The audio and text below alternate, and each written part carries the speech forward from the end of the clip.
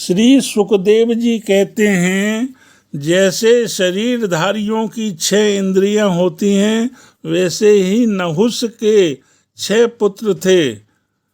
नहुस अपने बड़े पुत्र यति को राज्य देना चाहते थे, परंतु उसने स्वीकार नहीं किया।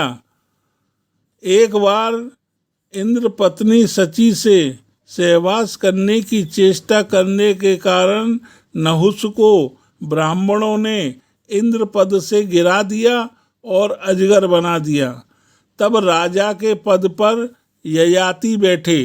ययाति ने अपने 4 छोटे भाइयों को 4 दिशाओं में नियुक्त कर दिया और स्वयं शुक्राचार्य की पुत्री देवयानी और दैत्यराज बृहस्पति की पुत्री समिष्टा को पत्नी के रूप में स्वीकार करके पूरी पृथ्वी पर राज्य करने लगे। तब राजा परीक्षित ने पूछा, भगवान, शुक्राचार्य जी तो ब्राह्मण थे और ययाति क्षत्रिय, फिर ब्राह्मण कन्या और क्षत्रिय वर का विवाह कैसे संभव हुआ? श्री सुखदेव जी कहते हैं कि राजन, दानव राज बृहस्पति की एक सुंदर कन्या थी, उसका नाम समिष्टा थी। एक दिन अपनी सखियों और गुरुपुत्री देवयानी के साथ राजधानी के श्रेष्ठ उद्यान में टहलने के लिए गई और वहाँ उद्यान में सुंदर सुंदर पुष्प और अनेक फलदार वृक्ष थे। बहुत सुंदर सरोवर था, सरोवर में कमल खिले हुए थे। तब इनकी सखियों के साथ जलाशय में प्रवेश कर दिया और एक दूसरे पर उलीच कर पानी फेंकने लगी और जल क्रियाएं करने लगी।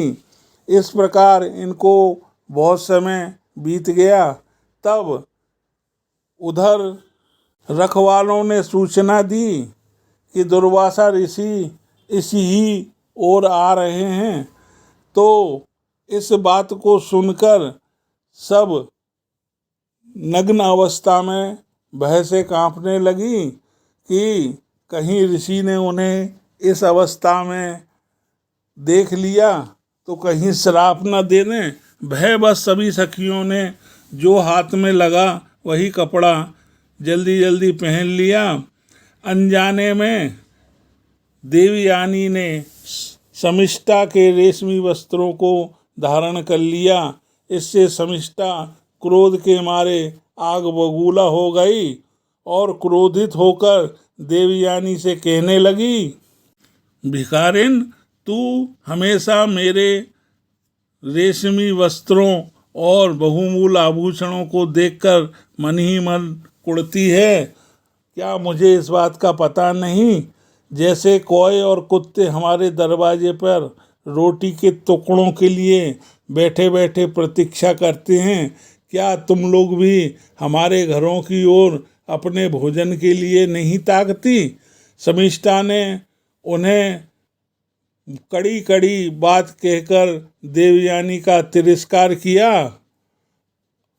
तब देवयानी ने ही उनसे कहा कि हम ब्राह्मणों के तपोबल से इस संसार की सृष्टि की रचना की गई है और जो तुम्हारा राजपाट और जिसका तुम अहंकार मुझे दिखा रही हो, यह सब मेरे पिता के तपोबल का ही परिणाम है कि तुम्हारे पिता आज समस्त पृथ्वी के राजा हैं।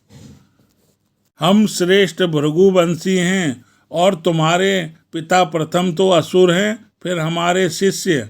इस पर इस दुष्टा ने मुझ वेद पढ़ी ज्ञानवान पुत्री को भिखारिन कहा। इस प्रकार वह चोट खाई नागिन के समान सांसें लेने लगी और दांतों से होठ दबाकर क्रोध में आ गई। तब समिष्टा ने अपनी सखियों को आदेश दिया कि इस दुष्टा को पकड़ लो, और देवयानी को पकड़कर उसने उसके वस्त्र उतार लिए और स्वयं पहनकर उसको नग्न अवस्था में ही कुएं में ढकेलकर वापस लौटकर आ गई। शमिष्ठा और सखियों के चले जाने के बाद संयोगवश शिकार खेलते खेलते राजा ययाति उधर ही आ निकले। उन्हें जल की आवश्यकता थी, इसलिए वह कुएं तक पहुँचे। वहाँ उन्होंने देवयानी को नग्न अवस्था में वस्त्रहीन देख लिया, इसलिए उन्होंने अपना दुपट्टा उसे दे दिया और दया करके उसे हाथ से पकड़कर बाहर निकाल लिया। देवयानी ने प्रेम भरी वाणी से वीर ययाति से कहा, वीर शिरोमणि राजन, आज आपने मेरा हाथ पकड़ा है। अब जब आपने मेरा हाथ पकड़ लिया तब कोई दूसरा इसे न पकड़े। वीर श्रेष्ठ, कुएं में गिर जाने पर मुझे तो आपका अचानक दर्शन हुआ। यह भगवान का किया हुआ ही संबंध समझना चाहिए। ऐसे हम लोगों की कोई मनुष्य की कोई चेष्टा नहीं है। आपने मुझे वस्त्रहीन देखा है, इसलिए मैं किसी दूसरे को अपना पति भी नहीं मान सकती। आपको मुझसे विवाह करना पड़ेगा। ययाति को शास्त्र प्रतिकूल होने के कारण संबंध अभिष्ट लगा, परंतु उसने देखा प्रारब्ध ने स्वयं ही मुझे यह उपहार दिया है, तो ययाति ने उसकी बात मान ली। वीर राजा ययाति जब चले गए तब देवयानी ने वहाँ पड़े अपने वस्त्र धारण किए और अपमान से, क्रोध से रोती पीटती अपने पिता शुक्राचार्य के पास पहुंची और शमिष्ठा ने जो कुछ उसके साथ किया था उन्होंने कह सुनाया। देवयानी रोती हुई पिता से बोली कि जब तुम मेरे उदर पोषण नहीं करने के योग्य थे तो मुझे पैदा ही क्यों किया। इस तरह दूसरे की रसोई में कुत्तों की तरह रोटी के इंतजार में बैठे रहने में कौन सा तपोबल है। इससे पुरोताही की निंदा करने लगी। उसने कहा, इसकी अपेक्षा तो खेत या बाजरे कबूतर की तरह कुछ बीन कर खा लेना अच्छा है। अपने परिश्रम से 2 रोटी नहीं कमा सकते। अगर मेरा पेट नहीं भर सकते तो मुझे मार क्यों नहीं देते। इस प्रकार जले कटे वचनों को सुनकर शुक्राचार्य का भी मन उचट गया और वे देवयानी को साथ लेकर नगर से बाहर चले गए। जब बृहस्पति को मालूम हुआ तो उसके मन में शंका हुई कि गुरुजी कहीं शत्रुओं की जीत कराकर मुझे श्राप न दे दें। अतः वे उनको प्रसन्न करने के लिए पीछे पीछे गए और रास्ते में उनके चरणों पे सिर के बल गिर गए। भगवान शुक्राचार्य जी का क्रोध आधे ही क्षण का था। उन्होंने बृहस्पति से कहा, राजन, मैं अपनी पुत्री देवयानी को नहीं छोड़ सकता, इसलिए इसकी जो इच्छा हो तुम पूरी कर दो, फिर मुझे लौट चलने में कोई आपत्ति न होगी। तब बृहस्पति ने ठीक है कहकर उनकी आज्ञा स्वीकार कर ली। तब देवयानी ने अपने मन की बात कही। उसने कहा, पिताजी, मुझे जिस किसी को दें और मैं जहाँ कहीं जाऊँ, शमिष्ठा अपनी सहेलियों के साथ मेरी दासी बनकर मेरी सेवा करे। शमिष्ठा ने अपने परिवार वालों का संकट और अपने कार्य का गौरव देखकर देवयानी की बात स्वीकार कर ली। वह अपनी 1000 सहेलियों के साथ देवयानी की दासी बनकर सेवा करने लगी। शुक्राचार्य ने देवयानी का विवाह राजा ययाति के साथ कर दिया और शमिष्ठा को दासी के रूप में देकर कह दिया, राजन, इसको अपनी सेज पर कभी न आने देना। परीक्षित, कुछ ही दिनों बाद देवयानी पुत्रवती हो गई।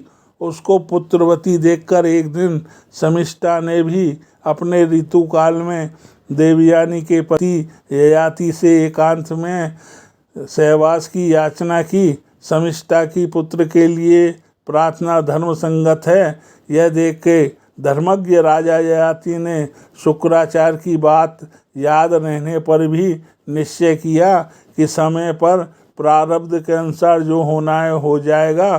देवयानी के 2 पुत्र हुए, यदु और तुर्वसु तथा वृष पर्वा की पुत्री समिष्टा के 3 पुत्र हुए, दुहु, अनु और पुरु।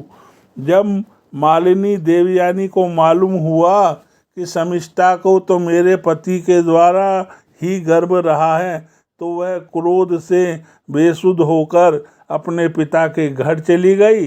कामी ययाति ने मीठी मीठी बातें, अनुविनय और चरण दबाने आदि के द्वारा देवयानी को मनाने की चेष्टा की।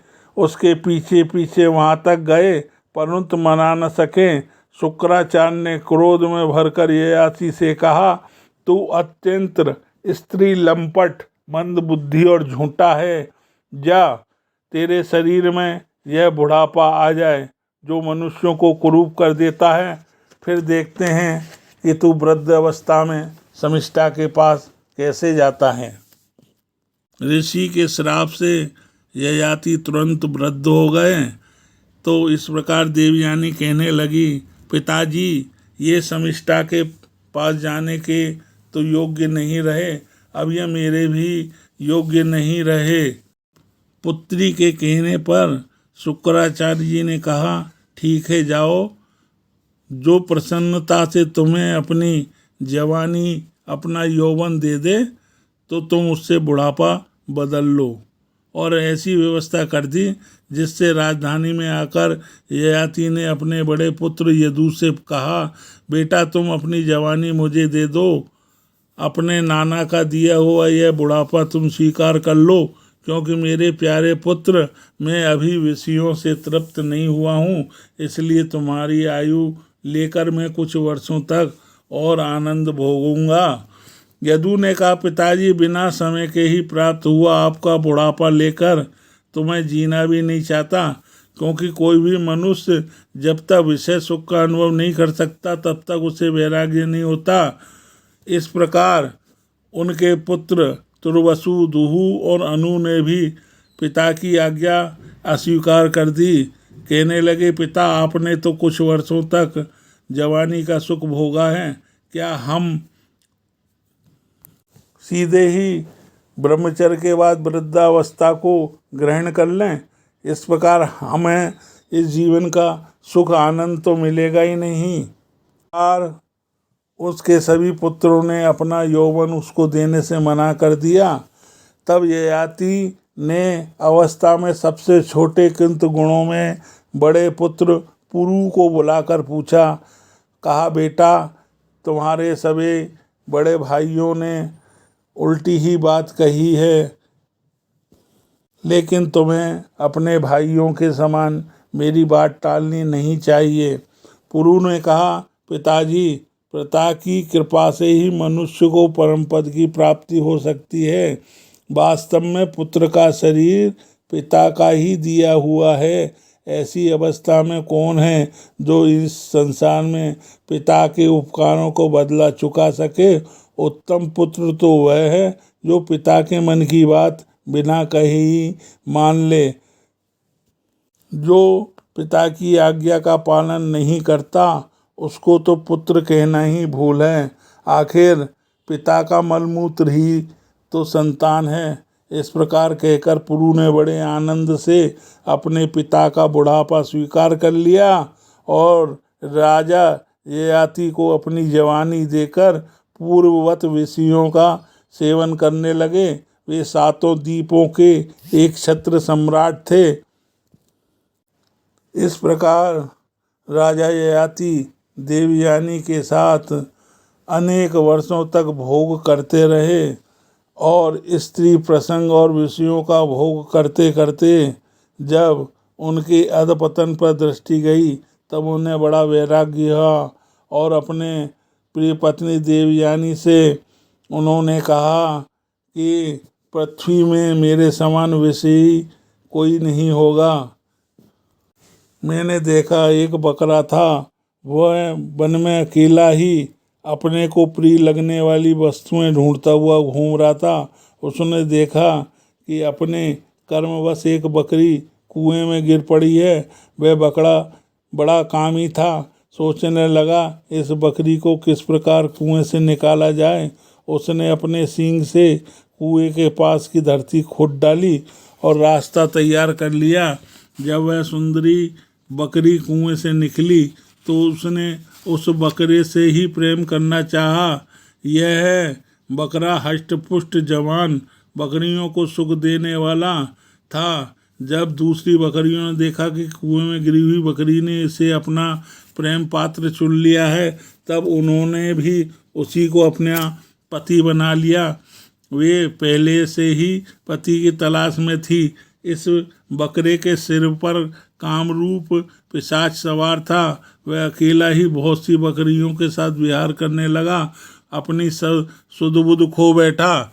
जब उसकी कुएं से निकाली हुई प्रेतमा बकरी ने देखा कि मेरा पति तो दूसरी बकरियों के साथ भी विहार करता है, तो उसे बकरे की करतूत सहन हुई। उसने देखा यह तो बड़ा कामी है, इसके प्रेम का कोई भरोसा नहीं है और यह मित्र के रूप में शत्रु का काम कर रहा है। अत उस बकरी उस इंद्रिय लोलुप बकरे को छोड़कर बड़े दुख से अपने पालने वाले के पास चली गई। यह दीन कामी बकरा उसे मनाने के लिए मैं करता हुआ उसके पीछे चला, परंतु उसे मार्ग में मना न सका। इस बकरी का स्वामी एक ब्राह्मण था। उसने क्रोध में आकर बकरे के लटकते हुए अंडकोश को काट दिया, परंतु फिर इस बकरी का ही भला करने के लिए फिर से उसे जोड़ दिया। इस प्रकार बहुत से उपाय किए। प्रिय, इस प्रकार अंडकोश जुड़ जाने पर बकरा फिर कुएं से निकाली हुई बकरी के साथ बहुत दिनों तक विषय भोग करता रहा, परंतु आज तक उसे संतोष न हुआ। सुंदरी, मुझे भी ऐसा लगता है कि मेरी भी यही दशा है। तुम्हारे प्रेम पास में भरकर मैं भी उसी बकरी की तरह तुम्हारी माया से मोहित होकर सब भूल गया हूँ।